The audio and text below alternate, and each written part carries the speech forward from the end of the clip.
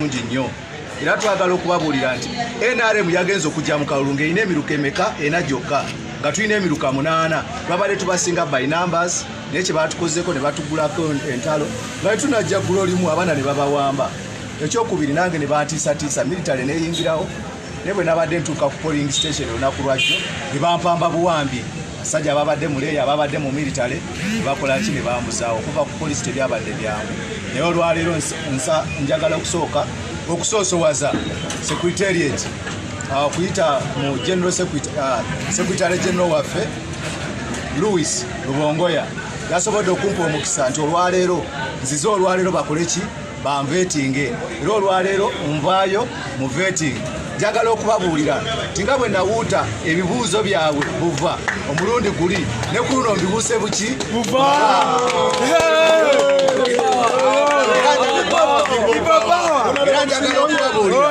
era njagala okubabuulira nti ebyo bye birumya abaki twatandika dde okukola nga pulezidenti waffe principal waffe his excellence Robert Ssentamu Kyagulanyi ng'abalala bakyamuzalawa twalengerera wala kitegeera naye twagala okubakakasa nti kino kye tuliko si kufiirawo nti lwa bifo bufo naye tulina ekintu ekinene kitulabira ddala tikwe kulwanyisa tutwale nakyemalira aludde ku bukulembeze bwa Uganda atukalakasa emyaka 35 tuteekewo his excellence Robert Ssentamu Kyagulanyi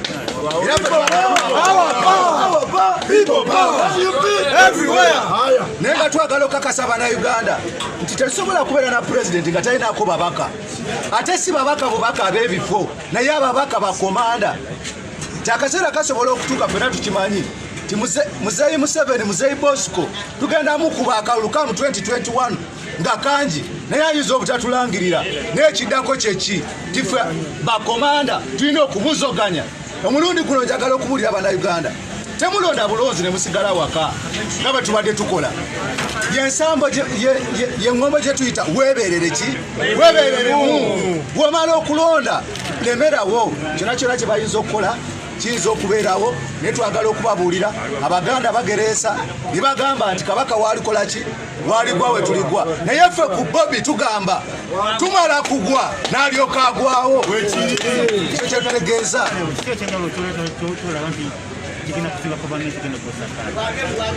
ekyenjawulo ekigenda okumpa esakaadi nti bonna bonna mbasinga era njagala okubuulira nti tetwogera bwogezi tubalimu nga ntunuka bw'otuuka ku ground ensoma n'okusinga aliyo ensoma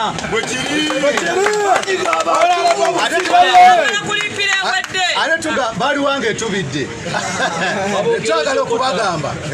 twagala okubagamba nti ffe tetuse buzika tetwakatandika kukola bukozi twakola dda abantu baze batulabye Makerere era olwaleero batulabye mu constituency ebintu bye tukoze bingi tomanyi kyekitegeeza eri bannamakindye nga tobawadde Musiri David Bwogi kubanga ekisooka kitange mwami James Bwogi gwenjogerako muzira namba 24 mu Buganda ekimufuula muzira namba 24 mu Buganda kwe kuba nti ku bibegabegabye Kabaka Muteesa kwe yasinzira okubuuka olubiri ku mulembe gwa Amin kati omuzira agenda okutwala mwami Museveni yenze bajjajjaffe ekigo kya Lwazi be balwana mu First World War olwaleero tuze mu Third World War yakutwala nakyemalira bamusibira muggwa tubatwale Museveni must do what? People power, our power, people power, NUP everywhere, NUP cha singa tebakuwa David singa tebakuwa kadi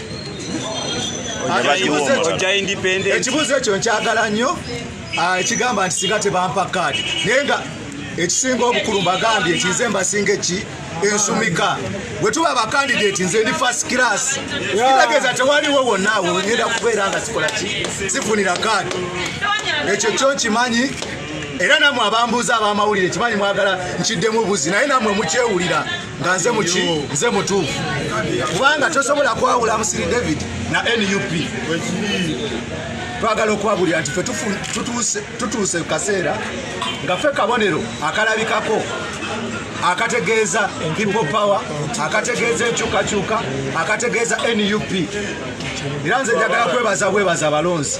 Kubanga abalonzi ate batusookayo dda. Bo ne wookyukoota bwe twakyusa ne tuva ku people power mu Kisinde. Ne tujja nga NUP baatutegeera nga bwe baatutegeera ekyaddondo. Ekyaddondo baakitegeera mangu nti Bobi Wine gwe bagenda okulonda naye registered version ye yakyagulanyi Ssentamu. N'omulundi guno baakitegedde mangu nti olwaleero bagenda kulonda people power naye registered version ye NUP. So teri kuva ku mulamwa olaba kati ani abuuza nga ne Field Marshal muyina wano. Akaseera kabaki English version. A brief in English. Wagala komanda salawo. Ne komanda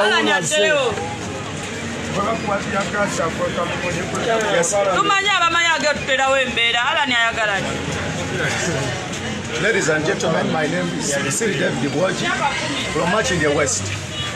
Today is an honor and it is very historical that I've come for this vetting.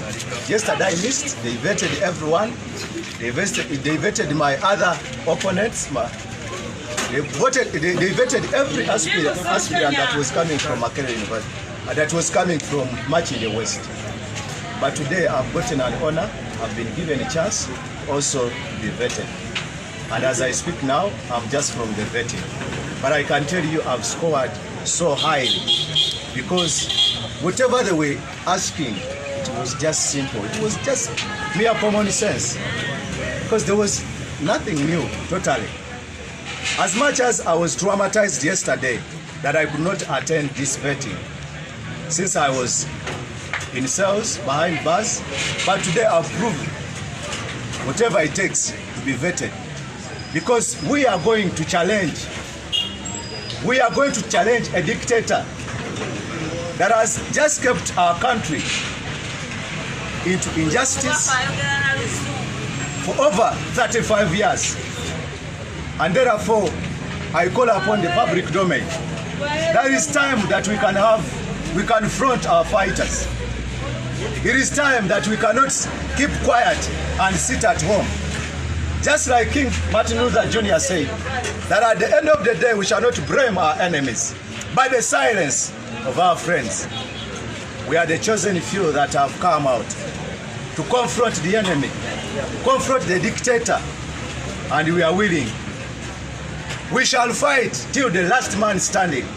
And I'm telling you, as I speak now, it is very obvious that on ground, in Machinde West, the ground is reading us, as just people say. We have, and we are going to have a popular vote in Machinde West. In Machinde West. But we are going to stand as a symbol for His Excellency Robert Ssentamu Kyagulanyi, the 10th President. We call upon you, and mostly the media personnel. It is time that we defend our own. It's time that you move with us. It is time to walk the talk. It's not only to just plan stunts somewhere. We are going to work. Parliament needs a person who is very vocal, who is so eloquent, who is going to articulate issues. One, we are going to represent the people of Machinde West. But ideally, we are going to supervise the programs of this government.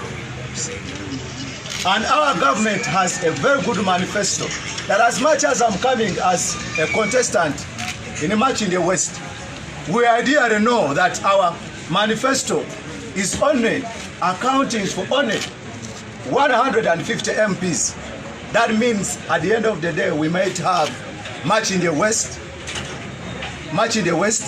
merging with Machinde East, giving us only one member of parliament in the 10th government. That means that as we come, positions are not so important. We come as the commanders of the revolution. We come as the commanders of change. The change we talk about every day, that this is the change that we badly need. And this change is not going to be brought by any other person, but it should start with you. should start with me, should start with her. Thank you so much. May God bless you.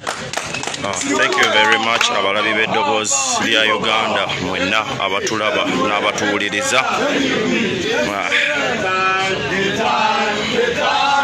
This is the time to say goodbye. Newali bangale meteko, newali bangale meteko, ateka buteso genda. Newali banga kaputemu, newali banga kaputemu, ateka buteso genda. Honorable Musirioye, Honorable Musirioye. Omulabi w'eddoboozi lya Uganda weebale nnyo weebalire ddala yonna gy'obadde tuli wano eno ku nsonga ya Musiri David era ng'amaze okuveetingibwa oluvannyuma lw'okuva mu kkomera lunaku lw'ejjo. Yeno Sauda nga tukulabe nga weeyimiridde Musiri mulwanyi munno nga mu abalwanyi abantu abasinga bonna ejjo mwatutte bubi nnyo ejjo abamu bantutte bubi nsonga bwe navuddeyo neŋŋamba nti twetaaga tiketi Honorable Segirinya Muhammad. Abamu ne bagamba Segirinya tasinga NUP, Segirinya manya takola ki, ne Musiri David kyekimu ekikwatagana ne ba activists ekikwatagana n'abaana abafu waliwo kye bayita owuwo. Tugenda tuuka mu ssaawa nga bano abaana be balina olwanirira akalu, omwana ayiwawo embeera, omwana ateekawo embeera, omwana asobola okugamba nti awasibwe nga bakutte mu kalulu be bano. Kakati bw'obanga tomulwaniridde mu ssaawa eri osubidde oyo omwana asobola ovaayo n'akola ekyo ky'oyagala. President yabagamba baana bonna beesimbewo bataddemu ate nga tebalina. So bwe tulaba nga waliwo ebitagenda bulungi kitukakatako okuvayo ne tugamba nti yes ono bw'ati asaanidde. Kati Musiri David ani atamumanyi oyagala kugamba nti Musiri katimbu ki? Segirinya ani atamumanyi oyagala gamba nti katimbu ki? Kawali ani atamanyi kati oyagala gamba nti ki? Omanyi waliwo ebintu ebimu nga tulina engeri gye tulina obikwatamu mu ngeri omu oba endala. Musiri David nyino yimira naye kubanga koligi ate ndudde naye mu struggle. Bino ebintu byabo abamanyi bya ddala byabo abanyigirizibwa si byabano abatanyigirizibwa. Bino bye tulimu byabanyigirizibwa. Abamu mwantutte bubi oli waddemba okuntwala nga bw'oyagala, oli waddemba okukutulamu kano kenjogedde kokka n'otambuzaako. Nze njasigala nti nze njogera ekyo kyemmanyi. Bano abaana ffe kati nze wandaba kati nga Musiri kati nga tuli eri tusirise. Ani nsubuga Musiri omumanyi bulungi nnyo njagala ombuulire nti emakindye ono yagenda oteekawo embeera nga babbya akalulu. Twogera ku kaseera kali bani abagenda oteekamu amaanyi be bano abaana abalwanyi. Omwana omulwanyi olina ova wansi nga omuzzaamu amaanyi ate kati onoomulagiro gyandi kati njagala awasibwe nga naye wali tewamubeererawo. N'ensonga lwaki tubabeererawo ba activist is an activist alwanye Musiri. Makerere bamusalako mwabiraba lwansonga za tuition kati ate katimbu ki abantu tobubi munansonyiwa tewali yanyingiza mbya. Message ki gyowa akakiiko k'ebyokulonda singa n'abaana abo oba aba honorables abo b'oyogeddeko tebaweebwa tiketi? Of course singa bana batebabawadde tekitegeeza nti njavamu NUP, tekitegeeza nti sijja wagira gwe bana babawadde. Bajja kuba n'ensonga era tujja wagira bwe bana babawadde. Yensonga tujja wagira kakiiko kekka n'abakalonze era gwe tujja okuwagira. Naye nga nja kuzaayo eri nti batuba tutunuulira abalwanyi kubanga bino byabalwanyi bya ddala byabo abanyigirizibwa. Mulimu bangi nga tebanyigirizibwa n'abalala nga banyigirizibwa. So tutunuulira bano abali mu bya ddala. Bino bye tulimu bya ddala si byaba batali mu bya ddala. Oba muntegedde simanyi. Bwe muba muntegedde kirungi, bwe muba temuntegedde mukutulemu akakubake bamutambuza. Neyanzizako. Tweyanza nnyo tweyanze. Oyo abadde General Sauda Madada tukyagenda mu maaso. Ensonga lwaki tutambudde naawe kuva gye twavudde gwe omulabi w'eddoboozi lya Uganda tubadde ku nsonga ya David Musiri. Olunaku lw'ejjo yabadde final day okusobola okulaba nga bakola ki nga balayiza abantu bano. Olunaku lw'ejjo yabadde final day okulaba nga bakola ki nga balamuza abantu nga balayiza abantu bano.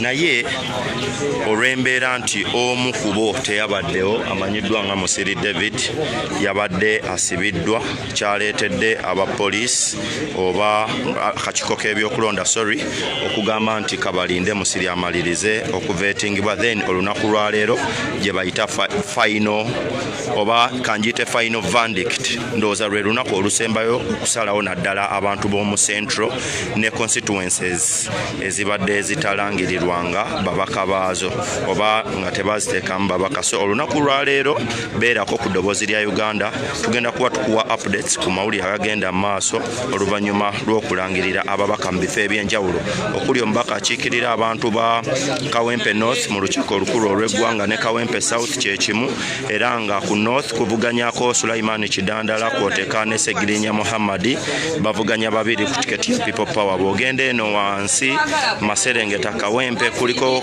Kazibwe Bashir Mbaziira ng'avuganya wamu ne Roy Sembogga, be bavuganya babiri, era nga olunaku lwa leero weekuumire ku ddoboozi lya Uganda okusobola okulaba nga olaba ku bigenda mu maaso eri abawagizi baffe mwenna gye muli. Sigala ng'osharinga, teweerabira kugenda osubscribinge ku YouTube channel yaffe Manyage Eddoboozi lya Uganda, tusubscribinge ojja otufollowinge ku Twitter account kye kimu tuli Manyage Eddoboozi lya Uganda. Social media platforms zonna gwe wandiika ng'osoosa leeta E Eddoboozi lya Uganda ojja kuba nga otufuna. Ate era teweerabira Eddoboozi lya Uganda oba Eddoboozi lya Makerere 3 back in action oba amanyiddwa nga SFC wa Bobi Wine akomawo mu nsiike, omwami Nsubuga Muhammad akoma oba akomyewo. So beerako buli bw'owulira notification button yo ginyige okusobola okulaba nga tukuwa updates oba ebigenda mu maaso mu nsiike y'ebyobufuzi kwoteeka n'ensi yonna. Tweyanza nnyo, tweyanzege, weekuumireko, tugenda kuwa agaakagwawo.